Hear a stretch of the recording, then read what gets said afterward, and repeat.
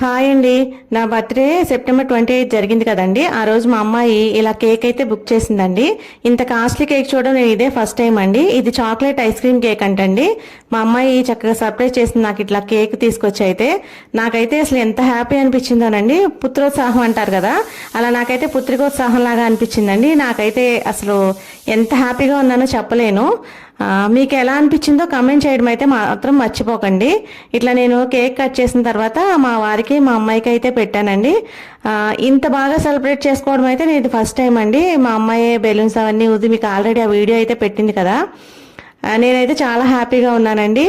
అంటే ఇంత హ్యాపీ తన ముందు ఎక్స్ప్రెస్ చేయలేదు, కానీ నేను నిజంగా అయితే చాలా హ్యాపీగా ఉన్నానండి.